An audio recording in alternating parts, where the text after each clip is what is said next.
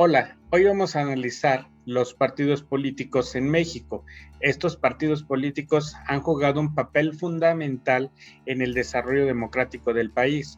Hoy en día, nuestro sistema está basado gran parte en el partido político. Veamos, hay que empezar a revisar el artículo 41 constitucional. Este es el primer precepto básico fundamental en el que establece qué es un partido político y cuáles son esas regulaciones que le corresponde a los partidos políticos y a las instituciones. Hay que saber que nuestros partidos políticos van a ser una institución de interés público, bien, que van a intervenir en procesos electorales estatales y federales. ¿Qué quiere decir este ámbito? Pues como estamos constituidos en un sistema federal, vamos a tener un gobierno federal y gobiernos locales. Estos, al formar parte de esta estructura, van a ser estados soberanos, van a contar con una soberanía y por lo tanto tienen el derecho a elegir a sus gobernadores y a sus diputados locales. En el ámbito federal, elegimos presidente de la República, diputados federales y senadores. Esos son los procesos estatales y federales a los que refiere la Constitución y que le da competencia a los partidos políticos de poder intervenir a través de ellos mismos al fortalecimiento de la democracia. Hay que saber que hay partidos entonces locales y federales. En esta gráfica presentamos unos partidos locales y otros federales.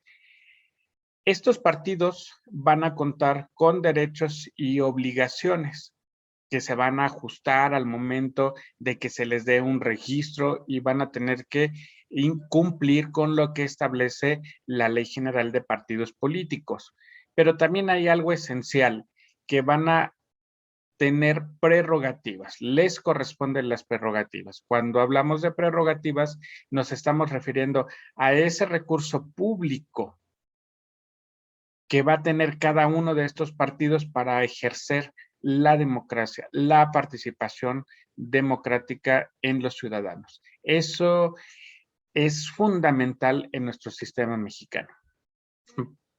Asimismo, el artículo 41 al que hemos hecho referencia establece funciones esenciales que le competen a estos institutos políticos. Uno de ellos es promover la participación del pueblo en la vida democrática. Eso es algo esencial en nuestro mundo contemporáneo, ese establecimiento democrático y que cada vez se tiene que ir fortaleciendo. Así es como el partido político ha intervenido durante muchos años a la estabilización democrática del poder. Asimismo, las últimas reformas al artículo 41 constitucional han establecido que la paridad de género se debe de gestar dentro de estos procesos electorales federales y estatales. Asimismo, en las instituciones políticas se debe de garantizar el género y su paridad. Asimismo, tenemos que el ejercicio del poder público, ¿no? Es decir, nuestros gobernadores, diputados y senadores van a ejercer esa función de poder público, de la toma de decisiones en beneficio de la sociedad mexicana. ¿Cómo es que se llega cómo es que se llega a este cargo? Bueno, a través del sufragio universal, libre, secreto y directo. Universal nos referimos que aplica para todos los ciudadanos mexicanos. Solamente hay que tener presente tres aspectos generales de la universalidad. Primero, es que todos los mayores de 18 años de edad pueden votar. Deben de estar inscritos en el registro electoral, en esa plataforma electoral. Y tres, no tener algún impedimento legal, es decir, no haber sido sentenciados o condenados o estar con pena privativa de libertad y que tenga una restricción sobre esos derechos políticos. Libre significa que ningún partido político, el Estado, legisladores, senadores empresas, sindicatos pueden obstaculizar nuestro derecho a ir a la jornada electoral y que ellos puedan decidir. Nosotros tenemos esa libertad garantizada el día de la jornada electoral. A su vez, esto va con la secrecía del voto. Cuando vamos a votar, estamos en una casilla. La casilla va a tener esa secrecía, que nadie nos vea, que no nos puedan observar sobre la decisión que nosotros tomemos al momento de hacer un tache en la boleta electoral, y directo porque nosotros mismos depositamos en la urna electoral la voluntad individual, que esta será la voluntad del pueblo. Además, hay prohibiciones hacia los partidos políticos. Una de esas prohibiciones es que no pueden haber organizaciones gremiales o con objeto social diferente al de los partidos políticos para que puedan tomar decisiones. Queda prohibido a nivel constitucional. Eso es una exclusividad que se le confieren a los líderes de partido y a las estructuras internas de los partidos. La toma de decisiones y la vida institucional que van a llevar a cabo siempre y cuando se ajusten a las reglas y normatividades en materia electoral. Asimismo, es importante señalar que si un partido político estatal o federal no cumple con al menos el 3% del total de la votación válida en las elecciones, ya sea para un ejecutivo o legislativo federal o estatal, perderá su registro. Eso es esencial para el partido político, contar con al menos el 3% de la votación en la elección.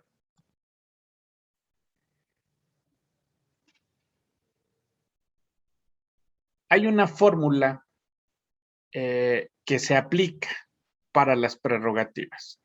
Vamos a estar hablando en esta diapositiva de esa fórmula que se busca para determinar cómo se van a llevar a cabo las prerrogativas. Recordemos que las prerrogativas es el recurso público que le corresponde a los partidos políticos. Y aquí vamos a tener que nuestra fórmula es multiplicar el número de ciudadanos en el padrón electoral. Y ahí tenemos con letras oscuras, padrón electoral se refiere a aquellos mayores de 18 años con credencial de elector vigente y que no tienen algún impedimento legal.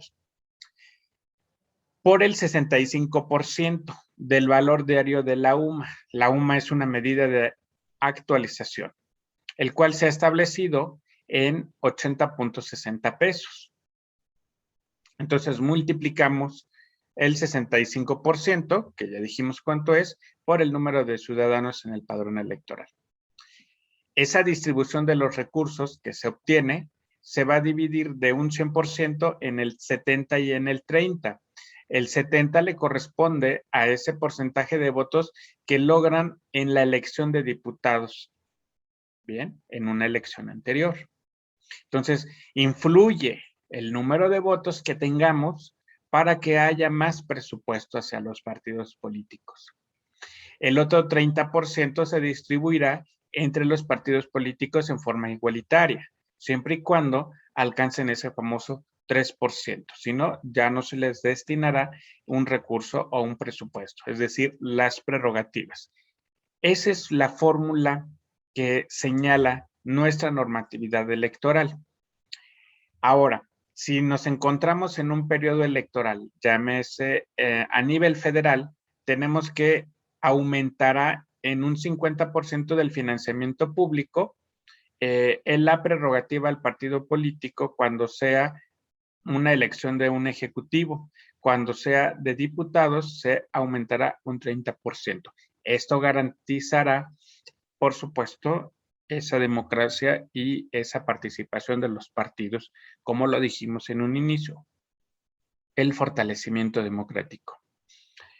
A través de politico.mx nos hace esta diapositiva tan interesante que nos señala cómo se asigna el financiamiento a los partidos políticos, ¿no? Y tenemos lo que habíamos señalado anterior, el 65% de la UMA se multiplica por el número de padrón electoral.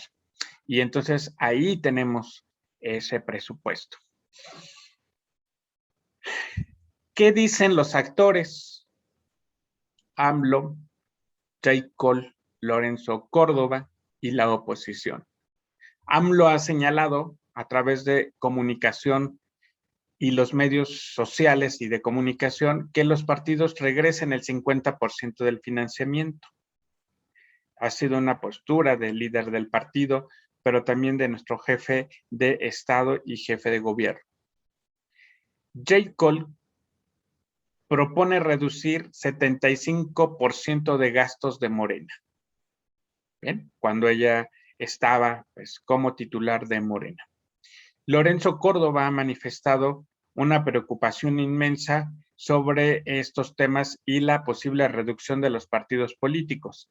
Él dice que llevaría a estos entes públicos a buscar dinero ilícito para ganar elecciones. Y por último tenemos la oposición, PRI, PAN, PRD principalmente y entre otros, que piden analizar el recorte.